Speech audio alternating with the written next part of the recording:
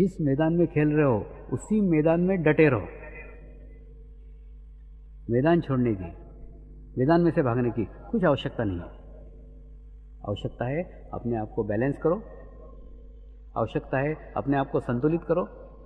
जैसे आप संतुलित करोगे, बैलेंस करोगे, उसी मैदान में आपको सफलता प्राप्त होगी। धंधे छोड़ के भागने की आवश्यकता नहीं है, व्यवसाय छोड़ के भागने की आवश्यकता नहीं है, धंधे बदलने की आवश्यकता नहीं है। बदलना अपने को है।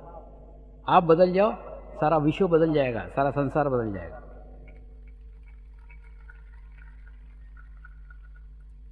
हम अपने आप को छोड़ के सबको बदलने की कोशिश करते हैं, सबको सुधारने की कोशिश करते हैं, और उस सुधारने में खुद बिगड़ते बिगड़ते बिगड़ते चले जाते हैं। यही मंत्री जब मेरे सामने आता था तो मेरे सामने तंबाकू का पाउच फाड़ करके खाता था। साधक उसको खूब गालियां देते थे, अरे बेशरम, तू मंत्री हुआ तो क्या हुआ, स्वामी के सामने तंबाकू खाता है। वो कुछ नहीं बोलता था, हंसता था। लेकिन कुछ महीने के बाद उसने अपना अनुभव बताया। मैं भी जानता था स्वामी के सामने तंबाकू नहीं खाना चाहिए, लेकिन मैं जानता था जब भी स्वामी के सामने तंबाकू खाऊंगा, स्वामी इच्छा करेंगे इसकी तंबाकू छूट जाना चाहिए। आज मेरी तंबाकू छूट गई।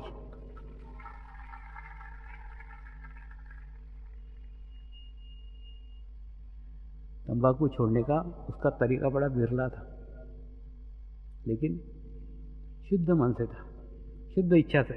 वो जानता था अच्छी चीज के सामने बुरी चीज टिक ही नहीं सकती। मैं छोड़ने की कई बार कोशिश कर रहा हूँ, कई बार प्रयत्न कर रहा हूँ, लेकिन फिर भी मैं मेरी तंबाकू छोड़ नहीं पा रहा हूँ। उसने वही सहारा लिया। इसीलिए कई बार अगर आप व्यसन करते हैं तो व्यसन करते समय मेरे को प्रार्थना करके व्यसन करो,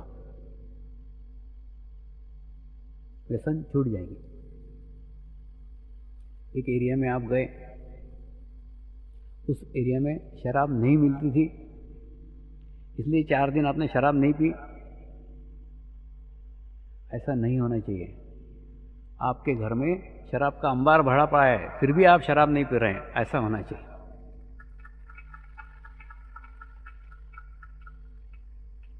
जो कुछ होना चाहिए वो शाश्वत होना चाहिए। जो कुछ होना चाहिए वो भीतर से होना चाहिए। जो कुछ होना चाहिए वो अंदर से होना चाहिए। ऐसा जब अंदर से आपके भीतर चेंज आएगा, जब आपके भीतर बदलाव आएगा, तो आपका विशुद्धि चक्र विकसित हो जाएगा। और विशुद्धि चक्र विकसित होने के बाद आपके भीतर विराट का तत्व जागृत हो जाएगा। फिर आपको ज्ञान हो जाएगा सबका मालिक एक है। एक बार परमपिता परमेश्वर के उस स्वरूप से एकाकार हो जाओ, सारी दुनिया ही बदल जाएगी। जीवन में कई खराब व्यक्ति, जीवन में कई बुरे व्यक्ति, जीवन में कभी कभी एक आधा अच्छा गुण लेके चलते रहते हैं, और वो एक गुण ही उनके सारे दोषों को दूर कर देता है। क्योंकि जब ऐसे गुण के साथ वो किसी गुरु के सानिध्य में आते हैं, तो गुरु का ध्यान उनके दोषों के ऊपर नहीं रहता। गुरु वो संभावना तलाश करते रहता है, गुरु वो तत्व खोजते रहता है,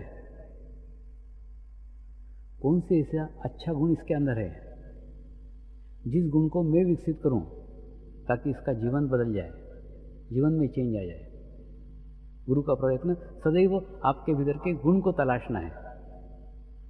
तो जैसे ही आपका गुण क्रियान्वित होता है, सारे दोष गिर करके पड़ जाते हैं। उस गुण को लेके जब आप जीवन में चलते हो और वो गुण किसी गुरु कृपा का पात्र हो जाता है, आपके भीतर एक आमूल परिवर्तन हो जाता है। ऐसी एक घटना मेरे जीवन में भी हुई। 2 अच्छे गायक मेरे सामने भजन करने के लिए आए, और जब भजन करने के लिए आए तो उन्होंने शिरडी के साईं बाबा के बहुत सुंदर भजन गाए, बहुत अच्छे भजन गाए। उनका यह गुण मेरे मन में आ गया, उस गुण को ही प्रकाशित करने की इच्छा से मैंने उन दोनों को भेंट के लिए आमंत्रित किया। दोनों आके बैठे, दोनों ने नमस्कार किया। जैसे ही नमस्कार करके उठे, मैंने एक ही प्रश्न पूछा, शिरडी के साईं बाबा के भजन गाने की तुम्हारी लायकियत है क्या? दोनों घबरा गए, दोनों रोने लग गए। फिर उन्होंने अपनी गलतियां बताई, अपनी बातें बताई। मैंने उनको बताया, 2 में से एक चीज को करो, या तो ये बुरी बातें छोड़ दो, या शिरडी के साईं बाबा के भजन गाना छोड़ दो। 2 में से एक करो। गुरु कृपा पवित्र है। गुरु कृपा पुखराज के नग जैसी है, जिसको पहनने के बाद अगर आप कोई गलत कार्य करते हो तो पुखराज उसको दुष्परिणाम भी देता है। ठीक उसी प्रकार से गुरु कृपा के सानिध्य में अगर गलत बातें साथ रखोगे तो उसके दुष्परिणाम उनको भोगना पड़ेंगे। दोनों रोने लग गए और उन्होंने प्रण किया, हम गलत बातों को छोड़ देंगे और 1 घंटा मुझे भजन सुना करके गए। तो कहने का मतलब, एक भी अच्छा सा गुण आप जीवन में संभाल करके रखते हो, और उस गुण पे जिस दिन गुरु कृपा हो जाए, वो गुण ही आपके जीवन में एक आमूल परिवर्तन, एक बहुत बड़ा चेंज, एक बहुत बड़ा बदलाव ला सकता है। गुरु सदैव गुण को ढूंढते रहते हैं। कई बार आप कोई ज्योतिषियों के पास जाते हैं, कोई ज्योतिषी कहता है कि आपका ये ग्रह कमजोर है, इस ग्रह का नख पहनो, इस ग्रह का मंत्र करो तो ये आपका ग्रह सशक्त हो जाएगा। दूसरे किसी ज्योतिषी के पास जाते हैं, वो कहते हैं आपका ये गुरु स्ट्रांग है, आप गुरु को ही और स्ट्रांग करो तो उसके प्रभाव में बाकी सारे बुरे इफेक्ट समाप्त हो जाएंगे। तो दूसरे ज्योतिषीय शरीर का कार्य गुरु का है, वो आपके भीतर की अच्छी संभावना को खोजता है, अच्छे तत्वों को ढूंढता है, उन्हें प्रकाशित करता है। उनको प्रकाशित करने के बाद उसके प्रकाश में आपके भीतर की सारी बुरी संभावनाएं, बुरी बातें स्वयं ही छूट जाती है। तो विशुद्धि चक्र वो चक्र है जो स्वच्छ होने के बाद, जो पवित्र होने के बाद आपको आपके जीवन में सफलता मिलना शुरू हो जाती है। ध्यान से ही नहीं, गाना गा के भी, वाद्य बजा करके भी आप आपका विशुद्धि चक्र क्लियर कर सकते हैं। अच्छे गाने के साथ ही, अच्छे बजाने के साथ ही आपका विशुद्धि चक्र विकसित होने लग जाता है, और विकसित होने के बाद आपके भीतर का विराट तत्व जागृत हो जाता है, और आप उस परमपिता परमेश्वर से समाहित होने के लिए पूर्णतः उपयुक्त और तैयार हो जाते हैं। मैं इच्छा करता हूँ आप सभी का विशुद्धि चक्र आज विकसित हो, और आज आप सभी लोग आपके जीवन में एक सफल आध्यात्मिक व्यक्ति बन जाए। नमस्कार। समर्पण आश्रम के लिए परमात्मा से प्रार्थना करेंगे, परमेश्वर से प्रार्थना करेंगे कि उस आश्रम का निर्माण शीघ्र से शीघ्र हो और आने वाले समय में हजारों आत्माएं अपनी आत्मतृप्ति के लिए, अपने आत्मज्ञान के लिए वहाँ आए और 2007 तक नवसारी क्षेत्र विश्व में एक ज्ञान के लिए, विश्व में एक आभा मंडल के लिए, विश्व में एक आध्यात्मिक प्रगति के लिए जाना जाए।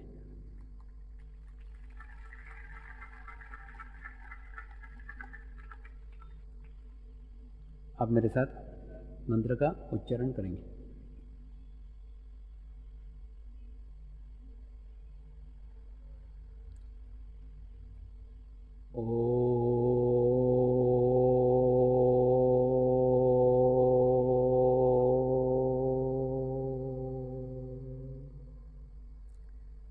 श्री शिवकृपानंद स्वामी नमो नमः। ओम श्री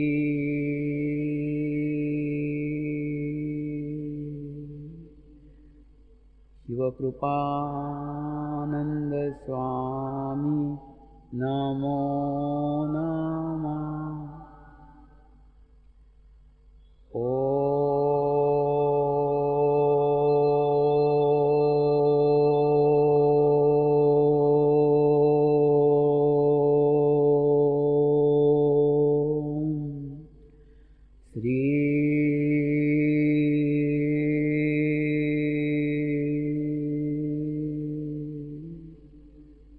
शिवकृपानंद स्वामी नमो नमः।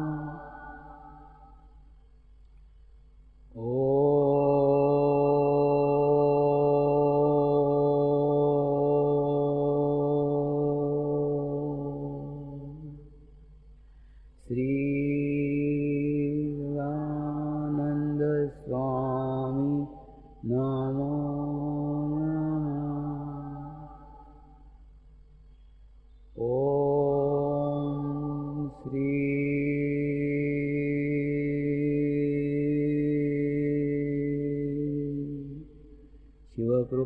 शिवकृपानंद स्वामी नमो नमः।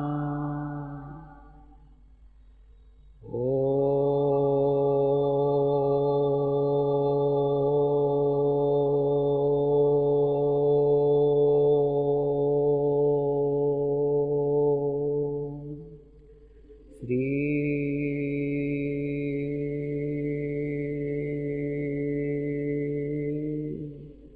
शिवकृपानंद स्वामी नमो नमः।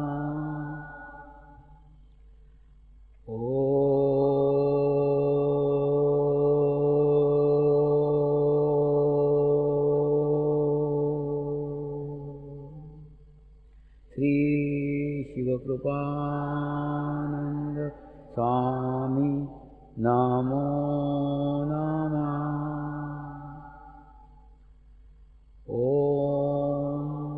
श्री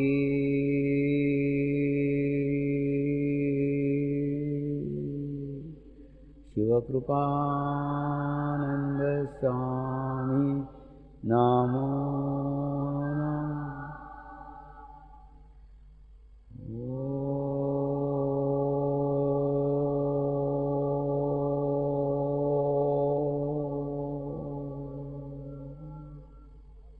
श्री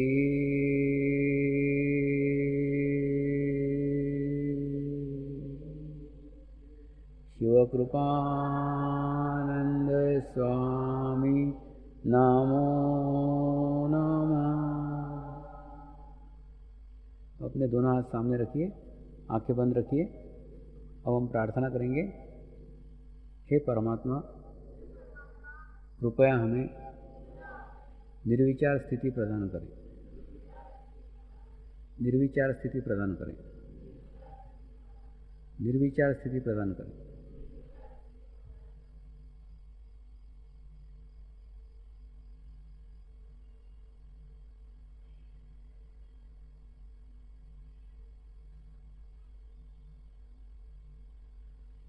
अब हम प्रार्थना करेंगे, हे परमात्मा, हमारे नवसारी शहर में शीघ्र ही समर्पण आश्रम की स्थापना हो, ताकि हम हमारे आध्यात्मिक प्रगति के लिए उस स्थान का जीवन में अवलंब कर सकें। नमस्कार। आज्ञा चक्र है, आज्ञा चक्र वो स्थान है जो गुरु का स्थान कहलाता है। कल हम ध्यान में शिरडी के साईं बाबा के चैतन्य की अनुभूति करेंगे। नमस्कार।